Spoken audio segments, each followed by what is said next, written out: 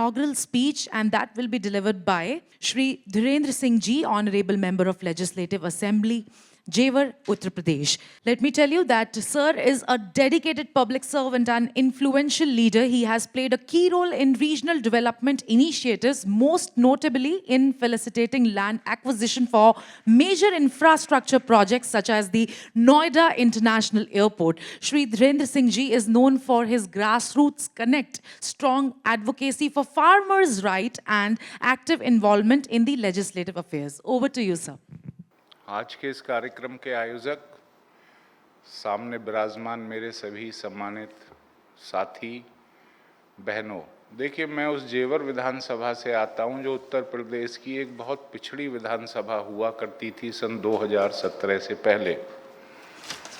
उससे पहले मैं यहाँ विराजमान श्री सुमित सुशीलन जी, श्री संजय शर्मा जी जो अभी आने वाले हैं, मैं नाम ले लेता हूं उनका, कुमार श्री श्योज कुंज जी, प्रबंध निदेशक ताइकान इवेंट्स, सुरेश खड़क भावो जी, गौतम मुखर्जी जी और इस कार्यक्रम के वो सभी आयोजक जिन्होंने मुझे यहाँ आमंत्रित किया और आपसे रूबरू होने का मौका दिया, मैं सभी का अभिवादन करता हूँ। तो जेवर विधानसभा 2017 से पहले गुमनामी के अंधेरे में कहीं खोसी गई थी, लेकिन 2017 में भारतीय जनता पार्टी की सरकार उत्तर प्रदेश में आती है और उसका नेतृत्व योगी आदित्यनाथ जी को मिलता है। वह उत्तर प्रदेश जहां सन 2014 में मात्र 4 एयरपोर्ट हुआ करते थे, आज उस उत्तर प्रदेश में 15 प्लस एयरपोर्ट संचालित हैं, जिसमें 2 अंतर्राष्ट्रीय स्तर के चालू हो चुके हैं, कुशीनगर और अयोध्या। तो जो भारत सरकार की उड़ान योजना है और प्रधानमंत्री का सपना है कि चप्पल पहनने वाला व्यक्ति भी हवाई जहाज में बैठ सके, उस दिशा में उत्तर प्रदेश ने एक अभूतपूर्व छलांग लगाई है। और जिस ट्रांसपेरेंसी और ईमानदारी के साथ उत्तर प्रदेश के मुख्यमंत्री योगी आदित्यनाथ जी प्रदेश के विकास को आगे बढ़ा रहे हैं, उस प्रदेश को जहां 25 करोड़ से भी ज़्यादा जनसंख्या है, अगर हम यूरोप की सारी जनसंख्या भी मिला दें तो वो लगभग नज़दीक ही बैठती है, वह उत्तर प्रदेश जहां सांस्कृतिक विरासत पूरी दुनिया में जानी जाती थी और वह उत्तर प्रदेश जहां इतिहास ने पूरी दुनिया का ध्यान अपनी तरफ आकृष्ट किया, वह उत्तर प्रदेश 2017 से पहले मशहूर हो चला था। वहाँ इन्वेस्टर नहीं आते थे, लोग उत्तर प्रदेश में इन्वेस्ट करने से डरते थे, लेकिन 2017 के बाद सारा परिदृश्य परिवर्तित हुआ और आज उस उत्तर प्रदेश में बहुत अधिक इन्वेस्टमेंट और विदेशी निवेश आ रहा है। सबसे पहले जो Noida international green field airport है, जहां से मैं विधायक हूं जेवर से, वो वहां बन रहा है और उसे ज्यूरिक कंपनी जिसको बिड हुई थी वो उसको बनवा रही है और टाटा जो बहुत ही प्रोफेशनल कंपनी है वो उस एयरपोर्ट का निर्माण कर रही है। मुख्यमंत्री का विजन है कि आने वाले समय में वहाँ मेंटेनेंस रिपेयर हब भी बने जहाँ हम अंतर्राष्ट्रीय फैसिलिटी दे सकें। मुख्यमंत्री का यह भी नज़रिया है कि ऐसा ना हो कि किसी व्यक्ति विशेष या किसी व्यक्तिगत कंपनी को इसका ठेका मिले। वो चाहते हैं कि जितनी भी विमानन कंपनियां, सभी को समान मौके मिलने चाहिए। वो सोच के साथ जो हमारा ये विमानन उद्योग है, इसे आगे बढ़ाने के लिए वो दिन रात एक कर रहे हैं।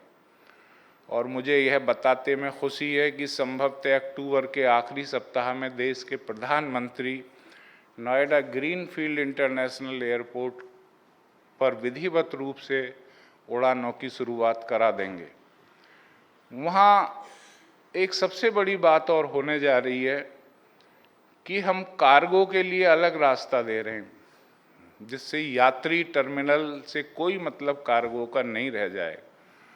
वो सड़क भी लगभग बनकर तैयार हो चुकी है। तो ये कार्गो के लिए मील का पत्थर साबित होगा, क्योंकि जितनी भी इंडस्ट्रीज़ हैं दिल्ली के आउटर में, अगर हम इंदिरा गांधी इंटरनेशनल एयरपोर्ट पर किसी सामान को मंगाते हैं तो दिन में नो एंट्री की वजह से हमें दिक्कत होती है, लेकिन उस कमी को वहाँ दूर किया गया ताकि आपका कोई भी आयातित सामान हो वो समय से प्रोडक्शन इकाइयों में पहुँच सके। उससे निश्चित तौर से बिजनेस बढ़ेगा। दूसरी सबसे बड़ी बात कि जिस दिन से उस एयरपोर्ट की घोषणा हुई, कोरोना के काल में भी वहाँ इतना इन्वेस्टमेंट आया, हर व्यक्ति वहाँ अपना उद्योग लगाना चाहता है। आज वहाँ फिल्म सिटी की स्थापना हो रही है एयरपोर्ट आने के बाद। आज वहाँ लॉजिस्टिक हब बहुत बड़ा एशिया का बनाया जा रहा है, जिसकी कनेक्टिविटी होगी। कुल मिलाकर मैं अगर उसकी भौगोलिक स्थिति आपको बताऊं और कनेक्टिविटी बताऊं, तो यमुना एक्सप्रेसवे से वो लगा हुआ है, ईस्टर्न एक्सप्रेसवे से जुड़ा हुआ है।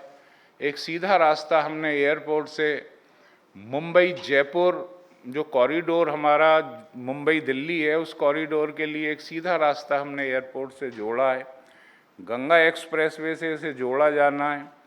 रैपिड रेल, जिसका प्रोजेक्ट रिपोर्ट बनाकर अनुमोदन कर उत्तर प्रदेश सरकार ने भारत सरकार को प्रेषित कर दी है। रैपिड रेल वहाँ से होकर गुजरेगी, जो आपको 2-2.5 घंटे में बनारस और लखनऊ तक पहुँचा देगी एयरपोर्ट के माध्यम से। वहीं ईस्टर्न और वेस्टर्न डेडिकेटेड फ्रेट कॉरिडोर है, जिसका संपर्क एयरपोर्ट से किया जा रहा है। तो कुल मिलाकर मैं यह कहना चाहता हूं कि अगर हम जल मार्ग को छोड़ दें तो दुनिया का एक बेहतरीन आवागमन से युक्त यह नोएडा इंटरनेशनल ग्रीनफील्ड एयरपोर्ट आने वाले समय में इस देश की खिदमत के लिए तैयार होने वाला है। और मुझे यह भी बताते में आपको खुशी है, चूँकि यूपी में पेट्रोलियम पर टैक्स कम है दिल्ली के मुकाबले, तकरीबन 18% का फ़र्क पड़ता है। तो निश्चित तौर से उसका फ़ायदा यात्रियों को मिलेगा और वहाँ से जो भी उड़ानें होंगी उसका किराया कम होगा। देखिए, मेरे साथी विधायक हैं अनूप शहर से, उत्तर प्रदेश की विधानसभा है, संजय शर्मा जी, वो भी हमारे बीच में आ गए हैं, तो मैं उनका भी इस्तकबाल करना चाहता हूँ। आज नोएडा ग्रीनफील्ड एयरपोर्ट के आसपास जिस तेजी से औद्योगिकरण बढ़ा है, और देखिए मेट्रो ऑन व्हील्स की कंपनियां वहाँ लग रही हैं, वहाँ जापान की कई कंपनियां आ रही हैं, फिनटेक सिटी हम बनाने जा रहे हैं। वहाँ हम किसानों को ये फैसिलिटी देने जा रहे हैं कि उनके उत्पाद जो हमें निर्यात करने में जिनके ख़राब होने की संभावनाएं रहती हैं, उसके लिए हम एक बहुत बड़ा हब बना रहे हैं, ताकि नॉर्थ इंडिया का किसान अपने उत्पादों को अच्छे रेटों पर विदेश भेज सके। तो यह सारी योजनाएं मुख्यमंत्री जी का वो विज़न है जिस विज़न में उत्तर प्रदेश इस देश की नंबर 1 की इकोनॉमी होने जा रहा है। 2017 में जब योगी आदित्यनाथ जी प्रदेश के मुख्यमंत्री बने थे, उस वक्त हम 6ठे नंबर की इकोनॉमी थे, लेकिन आज हम दूसरे नंबर की इकोनॉमी हैं। और मुझे ये बताने में कोई गुरेज नहीं है कि बहुत शीघ्र हम इस प्रदेश की नंबर 1 की इकोनॉमी होंगे और हिंदुस्तान की जीडीपी में बहुत बड़ा हिस्सा उत्तर प्रदेश का होगा और उत्तर प्रदेश के विकास का पहिया जेवर से घूमेगा, जहां नोएडा इंटरनेशनल एयरपोर्ट बनने जा रहा है। तो ज़्यादा कुछ ना कहते हुए मैं सिर्फ यही कहना चाहता हूं कि ये एशिया का one of the largest airport है और यहाँ कार्बन उत्सर्जन की मात्रा कम हो, जिसके लिए दुनिया के सभी देश आगे बढ़ रहे हैं। पॉल्यूशन कम हो, उसके लिए भी यहाँ बहुत प्रयास किए जा रहे हैं। इसे भारतीय संस्कृति के अनुरूप, स्थापत्य कला के अनुरूप इसका निर्माण किया जा रहा है, ताकि दुनिया के लोग हिंदुस्तान की संस्कृति और यहाँ के भोजन के दर्शन उस एयरपोर्ट के माध्यम से कर सकें। तो मैं आयोजकों का पुनः धन्यवाद करते हुए सिर्फ यही कहना चाहता हूँ